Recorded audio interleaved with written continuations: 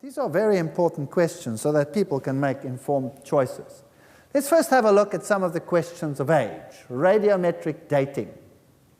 Radiometric dating is a technique that is used to tell us how old objects are. And basically, it's not a very complex system, and it works very well. You can do it in a laboratory. There are ways of exactly determining the ratios of certain isotopes to each other, and this information is used to tell us how old things are. But the problem is, you have to make certain assumptions. And let's just run through them. The first assumption you have to make is that the rate of decay and half-lives have remained constant over time. Okay, basic principle. You have a specific rock.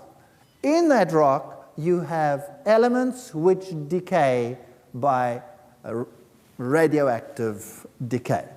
For example, uranium-lead dating, you have uranium, you have a certain time in which it decays to a certain isotope of lead, and after X millions of years, you have half the amount of uranium as you had before. Over the next same time period, again, you have, another loss of half the material. We call that a half-life. And so you can determine, by determining the ratio of the one to the other, how long this process has been going on. But you would have to know that the rate of decay and the half-lives have remained constant over time. And there is evidence that it has, and there is evidence that it has not. So both sides of the story can be found in the literature. The second principle is a very simple one. If I want to know how old something is, then I must be sure that the clock was set to 0 when the material was formed. All right, that's very simple. How do I know how old any one of you are? What basically do I have to know if I want to know how old any of you are? I must know when you were born. Isn't that right? I must know when you were born. So if I have a birth date, well, then I can work it out. This individual is X number of years old. How old are you the second that you are born? 0. In fact, somebody stands there with a stopwatch, and the time you are born is registered, tick. And after 5 minutes, Daddy walks out with the child in his arms to show whoever's watching and says, my baby is how old? 5 minutes old. So I have to have a birthday. So now, if I want to know how old the rock is, how do I know when it was born? No, if I wasn't there to see it born, sometimes you can be there. If volcanic material comes out of the earth, you can see that it's born kind of now. You know what I mean? But rocks that are supposed to be ancient, I wasn't there, nobody was there. How do I know when they were born? I don't know when they were born. So I have to use a supposition. I have to say that when the rock was born, the clock was set to 0. Now the clock consists of one isotope changing into another. So I must assume that when the rock was born, only the parent isotope was there and none of the daughter isotope. That's 0 reset, isn't that right? Now, is that the case or is it not the case? The answer is that the literature abounds with cases where it is not the case.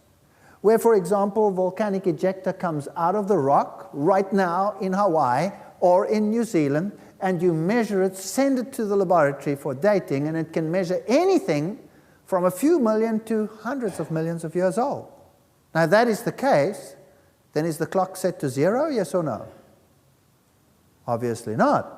And if the clock is not set to 0, then how much faith can I have in the dating system? Here's another problem. We are dealing with a closed system. Obviously.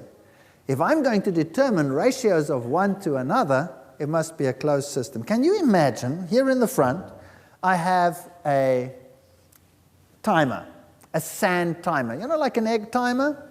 Imagine it standing in the front here. And I turn it, and all the sand is on top, and in the bottom I've got lines indicating the minutes. And after 1 minute, the sand has come down and filled it up to the first line, and I know 1 minute is gone.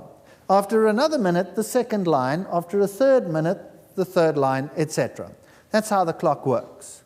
Now, what if there was a hole in my glass at the bottom? And as the sand came in, some of it escaped from the bottom. Would my clock be accurate, yes or no?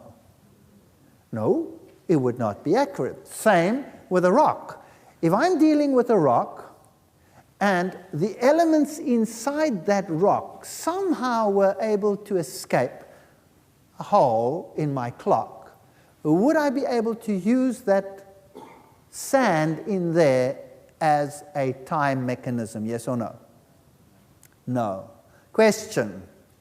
Does lead, for example, dissolve in acid water, in rain, yes or no? Absolutely. That's why we have heavy metal pollution in our rivers and in our lakes, right?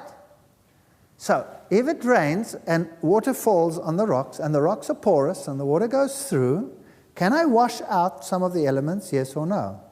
Obviously, yes. I mean, that's how mountains work. They soak up the water and they form huge reservoirs of water because they contain them and soak them up like a sponge. So here are mechanisms of taking out the isotopes. So basically, I cannot guarantee that the decay has been the same. I cannot guarantee that the clock was set to 0 when the material was formed, because it's not set to 0 even today. And I'm not dealing with a closed system. So how good is my clock? Frankly, my clock is useless.